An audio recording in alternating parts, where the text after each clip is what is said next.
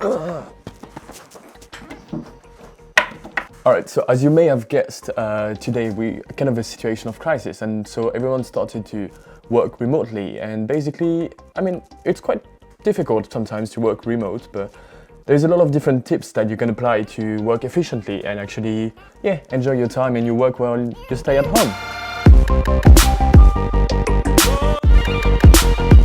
So there is a couple of things that I personally apply when I'm working from home, which is basically my daily basis. But there is a couple of things that help you be actually productive and not fall in the trap that you're at home and you want to stay in your PJs. Because, I mean, let's face it, that's way more fun to stay in your PJs and say that, I'm working remotely and so I can do pretty much whatever I want. But that's not always the case, and that's not really how it works. So let's jump into the first point. So first thing that you can apply is actually wake up right.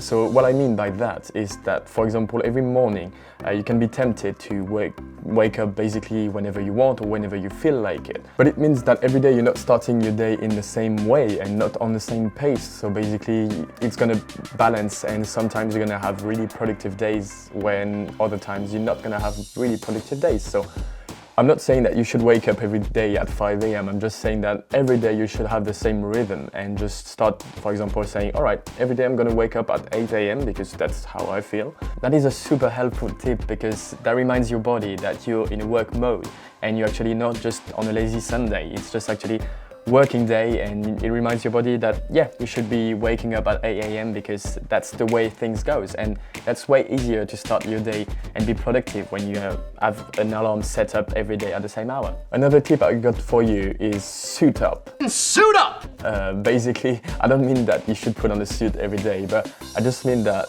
you should be tempted by the fact that you can work in your PJs, and because, I mean, you're home, so you can do pretty much whatever you want. But the thing is that if you're still in the same clothes that you slept with or the same clothes that you're doing nothing with, it actually doesn't put you in the mood of working. So as I said, it doesn't mean that you have to be in a suit every day. It just means that even if it's just a t-shirt and jeans, dressed up for work and not just dressed up like every other Sunday mornings and stuff. So try to have your morning routine every time. So you wake up at the same hour and then you dress up for the occasion, which could be just a jean and t-shirt, but still you dress up for work and it actually puts you in the mood of working.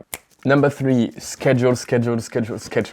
I can't stress you enough on the fact that it's really important to schedule your day because distractions are all over the place. So you might consider to have a proper schedule of your day, so you have all the tasks that you need to accomplish in a day, and then you schedule them by block. And that helps you create an overview of your day, and then you see hour by hour what you need to do and where you need to be at for the lunch break or whatever you have in your day. So you don't have any bad surprises at the end of the day because you forgot to do something. You wrote down everything and you've got everything in front of you. So you've got your day scheduled, and then it's way easier to start working and just do complete tasks by task. Oh, and if I can give you a pro tip there, all the big elements that you need to accomplish in a day, try to schedule them in the morning because that's usually the time where you're most efficient. And if you schedule them in the morning, you're gonna have more time in the afternoon for all the tiny tasks or surprise elements that you didn't plan in your schedule. So basically try to do all the big things in the morning, so then afterwards you're free to do whatever you want on the afternoon, and that gives you more freedom in your day. Another thing that is underrated but that shouldn't be overrated is taking breaks. What I mean by that is, of course, you're in your house, so you're tempted to take a break for a coffee, a tea, some chocolate or whatever you have around your house because that's easy access to it. Breaks are pretty important to keep your creativity and productivity on top, but don't abuse them because, of course, if you take a break every 20 minutes, you're never gonna work at all. So remind yourself to take a break when you've finished a big task that you had in your schedule. So for example, if you plan to work an hour and a half on some project, and then once you finished it, just take a 5, 10, 15 minutes break. Just go for a glass of water, a tea or coffee or whatever you want. And then afterwards, just come back on your work. And you'll see that taking those little breaks is gonna increase your productivity because it allows your brain to just relax a bit for a few minutes and then coming back fresh to your new subject. And that works really, really well. And the last tip that I can give you, try to separate your workplace and your relaxed place. So what I mean by that is that just at the moment you wake up, just don't start working in your bedroom. Just try to have a different place when you can work, be it on a table, be it on a couch, wherever you feel is more comfortable for you to work.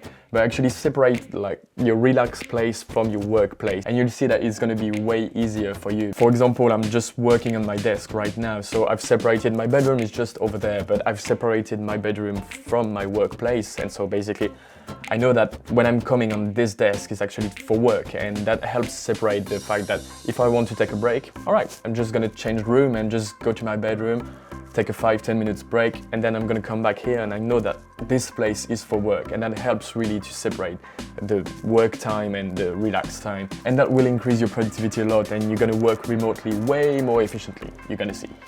So that's it for me, guys. I hope you enjoyed this video. If you've got any other tips on how to work remotely, we're gonna have a part 2 of that, but if you have any other tips that you want to share or things that you want us to talk about, so go in the comments and tell us a bit about yourself. And while you're out there, just go out and subscribe or drop a like, whatever, on your video if that gave you any tip or gave you any value. So, alright, I think that's it for the moment. I'm gonna see you guys next week. Take care.